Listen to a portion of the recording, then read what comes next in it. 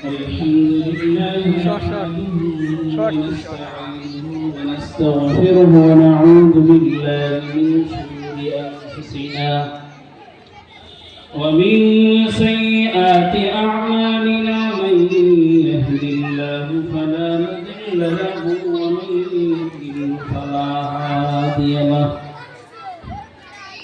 ونشهد أن لا إله إلا الله وحده لا شريك له ونشهد أن سيدنا وسندنا وحبيبنا وطبيبنا ومولانا محمد صلى الله عليه وعلى آله وأصحابه وبارك وسلم.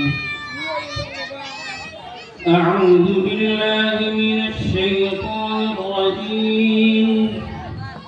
بسم الله الرحمن الرحيم. وأما من خاف مقام ربه ونهى النفس عن الهوى فإن الجنة هي المأوى. صدق الله العظيم. আলহামদুলিল্লাহ, সমস্ত প্রশংসা আল্লাহ রব্বুল আলামিনের জন্য, যিনি আমাদেরকে মাগরিবের পূর্বে কিছু দিনই কথা শোনার এবং আলোচনা করার তৌফিক দিয়েছে।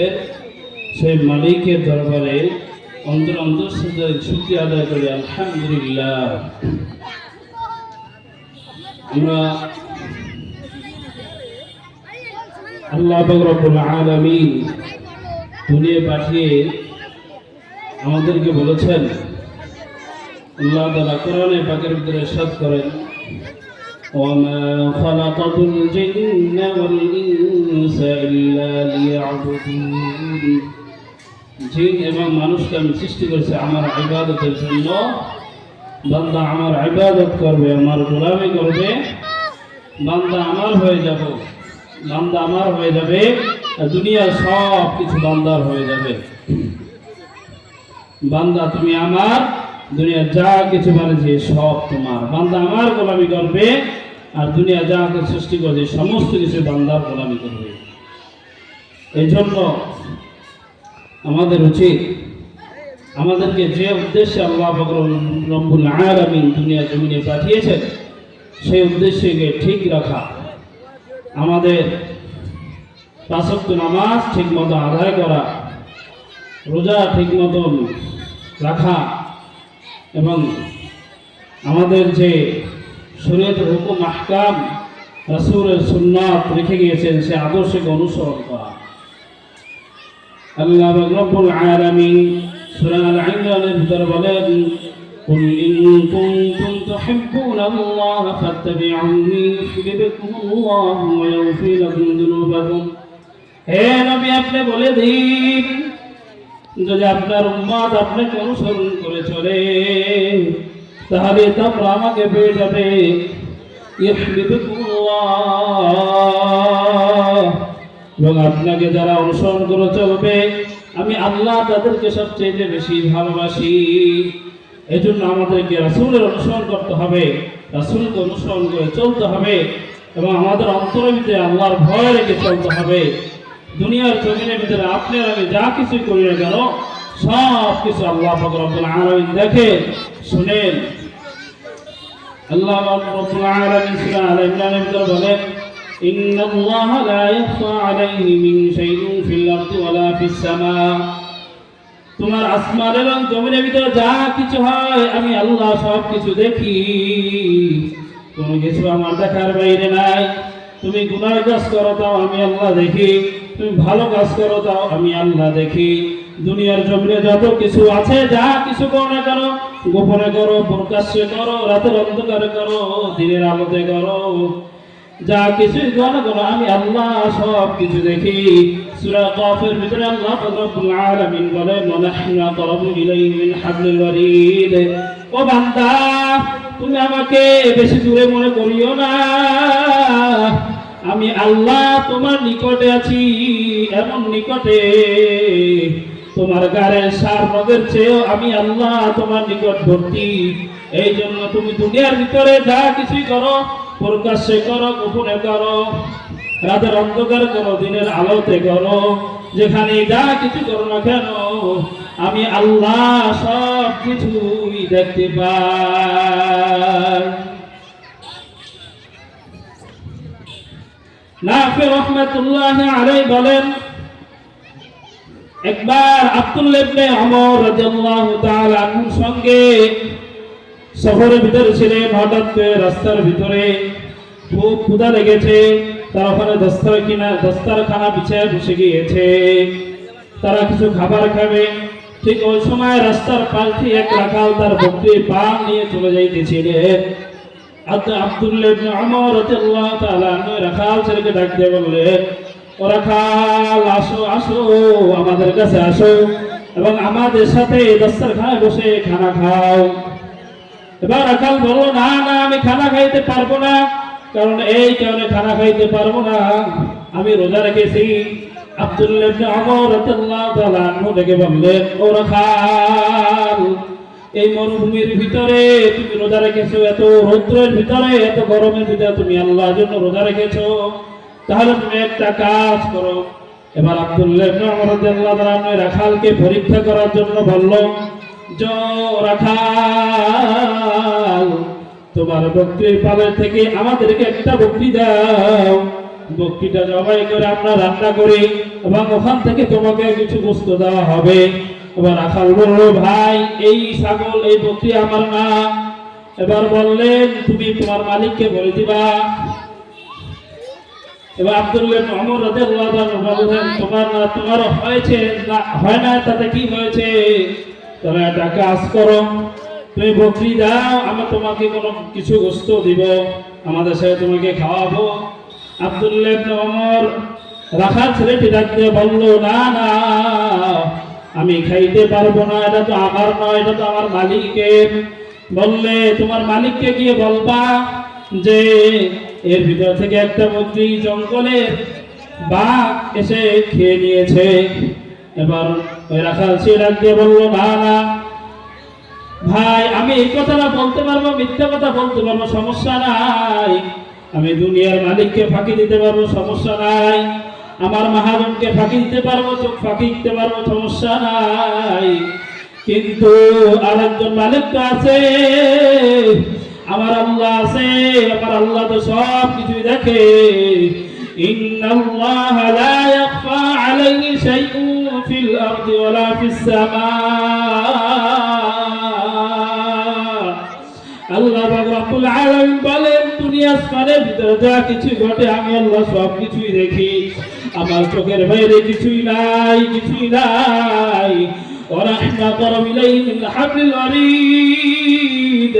এবং আমি তোমার গায়ের সার রোগের চেয়ে নিকটবর্তী, তুমি যা কিছুই করো না কেন সব কিছু আমি আল্লাহ দেখি।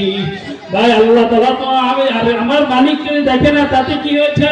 আমার মাহাজন দেখে না, তাতে কি হয়েছে? আমার মালিক তো তাকায় তাকায় দেখতেছে আমি কি করতেছি। দুনিয়ার মালিককে ফাঁকি দিতে পারবো, কিন্তু আখিরাতের মালিক আমার আল্লাহকে আমি কিভাবে ফাঁকি দিব? আব্দুল্লাহ ইবনে ওমর রাদিয়াল্লাহু তাআলা এই কথা শুনে দৌড় দিয়ে ওই মালিকের কাছে গেল। মালিকের কাছে যাওয়ার পর রাখালকে মুক্ত করে তুলে এবং ওই রাখালের মালিক বানায় দিল, ওই রাখালকে ওই বকরির মালিক বানায় দিল। এই জন্য আল্লাহ তাআলাকে ভয় করতে হবে। তুমি আমি যা কিছুই কইলে গেল দুনিয়ার জমিনের ভিতরে, গোপনে প্রকাশ্যে, রাতের অন্ধকারে, সব কিছুই আমার আল্লাহ দেখে। এই জন্য আল্লাহ পাক রব্বুল আলামিন কোরআন পাকের ভিতরে ইরশাদ করেন, ওয়া আম্মা মান খাফা মাকাম রাব্বিহি ওয়া নাহান নাফসা আনিল হাওয়া ফাইন্নাল জান্নাতা হিয়াল মাওয়া। যে বান্দা বান্দি আমার ভয়ে নিজের নফসকে নিজের অন্তরকে গুনাহ থেকে হেফাজত করে, আমি আল্লাহ ওয়াদা করলাম ফাইনাল জান্নাতা হিয়াল মাওয়া, অবশ্যই অবশ্যই আমি আল্লাহ ওই বান্দাকে জান্নাতে দাখিল করব। সূরা মুলকের ভিতরে বলে ইন্নাল্লাযীনা ইয়াখশাউনা রাব্বাহুম বিল গায়বি লাহুম মাগফিরাতুন ওয়া আজরুন কাবীর। যে বান্দা কিয়ামতের ময়দানে আমার সামনে গুনাহ কিনে উঠতে ভয় পায়, আমি আল্লাহ তার জন্য মাগফিরাত দিয়েছি, তাকে কিয়ামতের ময়দানে মাফ করে দিব এবং তার জন্য রয়েছে মহা পুরস্কার, মহা প্রতিদান। এই জন্য ভাইরা, দুনিয়ার জন্য পাগল না হয়ে আল্লাহর জন্য পাগল হও। দুনিয়ার প্রতি আকৃষ্ট না হয় আল্লাহর প্রতি আকৃষ্ট হও। আল্লাহর মহব্বত অন্তরের ভিতরে আল্লাহর মহব্বত অন্তরের ভিতরে ঢুকাও, নবীর মহব্বত অন্তরের ভিতরে ঢুকাও, দ্বীনের মহব্বত অন্তরের ভিতরে ঢুকাও। ভাই আজকে আমি দুনিয়ার জমিনের ভিতরে বসবাস করতেছি, দুনিয়ার জমিনের ভিতরে চলতেছি। আল্লাহ পাক রব্বুল আলামিন কারণ পাকের ভিতরে ইরশাদ করেন, কাল্লা ইযা দুক্কাতিল আরদু দাক্কা দাক্কা। আজকে তুমি যে দুনিয়ার উপর বিচার করো, এই দুনিয়ার উপরে চলো, এই দুনিয়াকে আমি একসময় চূর্ণ বিচূর্ণ করে ফেলবো। ওয়াজা রাব্বুকাল মালাকু সাফফান সাফফা। কিয়ামতের মাঠ যেদিন কায়েম হয়ে যাবে, কিয়ামতের মাঠ যেদিন সংগঠিত হয়ে যাবে, কিয়ামতের ময়দান যখন কায়েম হয়ে যাবে, ওই কঠিন মুসিবতের সময় তোমরা এখন এই কিয়ামতের ময়দানে থাকবে, চারিদিক থেকে ফেরেশতারা তোমাদেরকে ঘিরে ফেলবে। এই জন্য দুনিয়ার জমিনের ভিতরে ভাই গুনাহ করি না নাই করি, গুনাহ করতে কি মজা লাগে, তার চেয়ে সবচেয়ে বেশি মজা আমার মালিকের ইবাদত করার ভিতরে, মালিক গোলামি করার ভিতরে সবচেয়ে এত মজা, এত মজা। যারা আল্লাহ দ্বারা গোলামি করেছে, আল্লাহ দ্বারা গোলামি করে আল্লাহ দ্বারা ইবাদতে স্বাদ পেয়ে গিয়েছে, তারা কোনোদিন এই স্বাদকে আর বলতে পারে নাই। আল্লাহর মহব্বত যাদের ভিতরে ঢুকে গিয়েছে, তারা আল্লাহ তাআলার পাগল হয়ে গিয়েছে। দুনিয়ায় কোনো কিছু তাদের ভিতরে খেয়াল ছিল না। ও ভাই, তুমি আমি কির পিছনে ঘুরতেছি, কোথায় চলতেছি, কোথায় যেতেছি, দুনিয়াতে আসার উদ্দেশ্য কি, দুনিয়াতে আসলাম কেন, তার কোনো ঠিক ঠিকানা নাই। কেন তুমি বুঝতেছো না? এরে ভাই, দুনিয়ার জমিতে আল্লাহ তাআলা বলছেন, ওমা খালাকাতুল জিন্না ওয়াল ইনসা ইল্লা লিয়াবুদুন। আমি জিন এবং মানুষদেরকে বানিয়েছি আমার ইবাদত করার জন্য। বান্দা আমার গোলামি করবে, বান্দা আমার গোলাম হবে, দুনিয়া সব কিছু আমার বান্দার গোলাম বানায় দিব। দেখেন, আল্লাহ পাক রব্বুল আলামিন যারা খাস বান্দা হয়ে গিয়েছিল, যারা আল্লাহ তাআলার খাস বান্দা হয়ে গিয়েছিল, আল্লাহ যারা গোলামি ঠিক মতন করেছিল, আল্লাহর মহব্বত অন্তরের ভিতরে ঢুকে গিয়েছিল।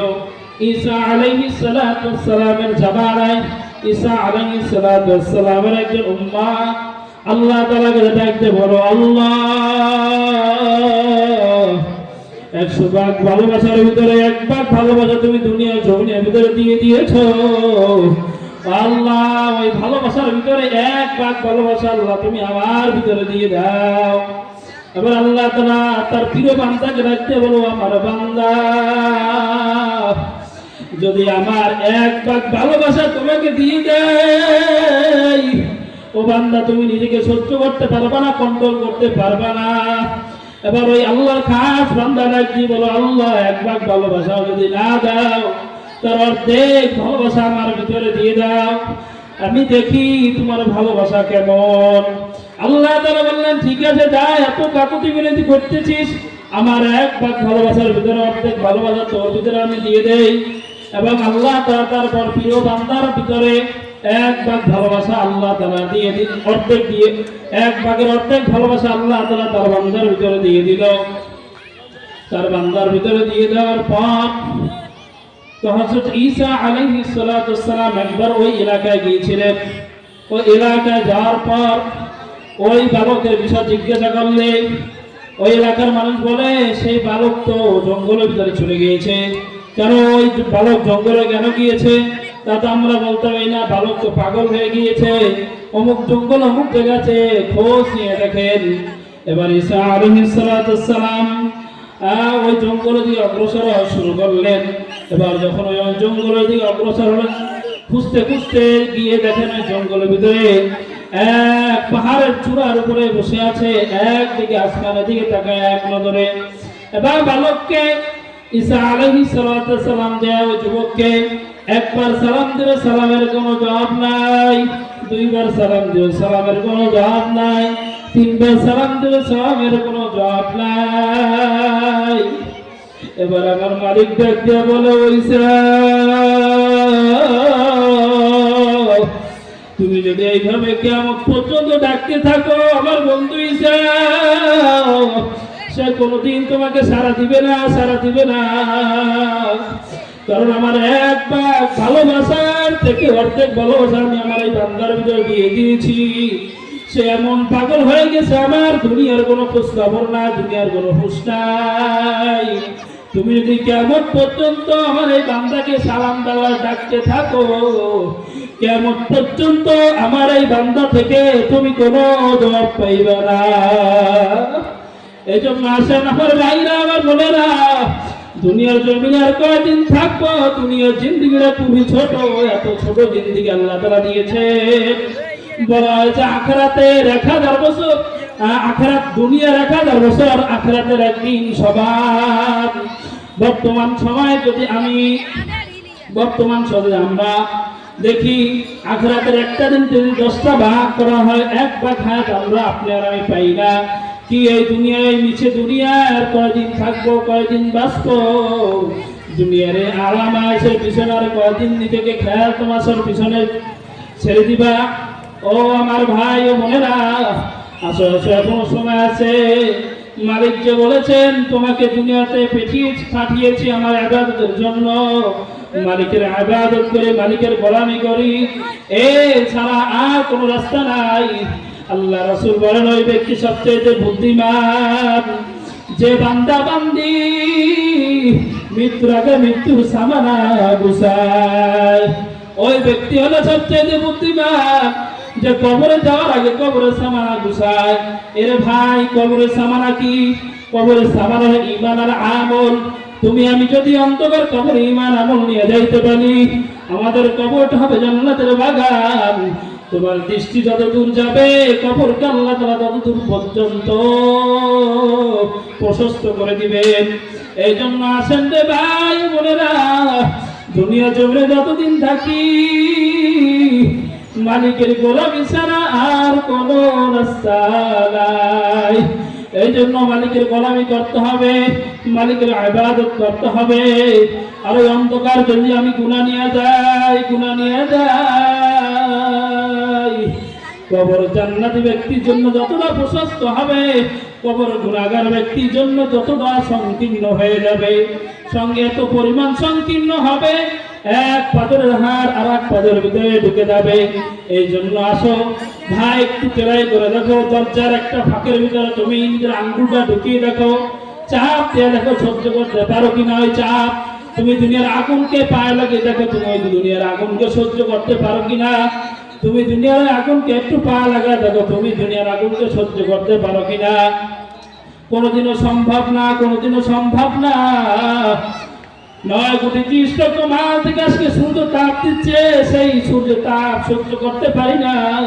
কিভাবে ওই কবর আযাব সহ্য করব? কিভাবে ওই জাহান্নামের আগুন সহ্য করব? সম্ভব না, সম্ভব না। এই কারণে আমাদের উচিত ভাই আল্লাহ তাআলার ইবাদত করা, গোলামি করা, সুন্নাতের উপর চলা। আসেন, আর সময় নেই। দুনিয়ার জিন্দেগিটা খুবই ছোট, খুব ছোট্ট একটা জিন্দেগি। হ্যাঁ, এই দুনিয়ার জমিনে যতদিন থাকবো মালিকের গোলামি ছাড়া এর বিকল্প কোনো রাস্তা নাই। রাসূলের সুন্নাতের আদর্শ ছাড়া আমাদের আর কোনো রাস্তা নাই। কোন কিসের পিছনে ছুটেছি? দুনিয়ার এই মরিচিকার পিছনে ছুটেছি। আল্লাহ রাসূল বলেন এই দুনিয়াটা এমন যেমন, হ্যাঁ, আল্লাহ রাসূল উদাহরণ দিয়ে বলছিলেন সাহাবায়ে কেরামদেরকে যে দুনিয়াটা কেমন জানো সাহাবায়ে কেরাম? তো আল্লাহ সাহাবায়ে কেরাম বললেন যে না, হে আল্লাহর হাবিব, দুনিয়াটা কেমন আমাদেরকে উদাহরণ দিয়ে বলেন। তো আল্লাহ রাসূল সাহাবায়ে কেরামদেরকে বললেন দুনিয়াটা এমন যেমন ধরো একটা মোরগ পচা, একটা পচা তো নষ্ট কোনো জিনিস খালের ভিতরে বা কোনো জঙ্গল ভিতরে পড়ে আছে। হ্যাঁ, যে সেই জিনিসের কোনো মূল্য আছে, তারা সেই জিনিসের কোনো মূল্য নাই। তা দুনিয়ারও তেমনই, দুনিয়ার কোনো মূল্য নাই। এবং সেই পচা জিনিসকে কে খায়, সেই পচা জিনিস কারা ভক্ষণ করে, সেই নষ্ট জিনিস কারা খায়, তো তারা শকুন কুকুর তারা খায়। তো আল্লাহ রাসূল বললেন যে দুনিয়ার পিছনে যারা দৌড়ায়, যারা ছুটে বেড়ায়, তারা হলো কুকুর ওই শকুনের মতো। এই জন্য আপনার আমাদের ভাই, এই দুনিয়াটা হলো মোরগ পচার মতো। ভাই এই দুনিয়ার পিছনে ছোট কোনো লাভ নাই। এই দুনিয়াটা হলো মরিচিকা। হ্যাঁ, আপনাদের আমরা যে আলোচনা শুনলাম, আল্লাহ রাব্বুল আলামিন আমাদেরকে যথাযথভাবে এই আলোচনার উপরে আগে আমাকে আমল করার তৌফিক দান করেন। আল্লাহ তাআলা আপনাদেরকে আমল করার তৌফিক দান করেন।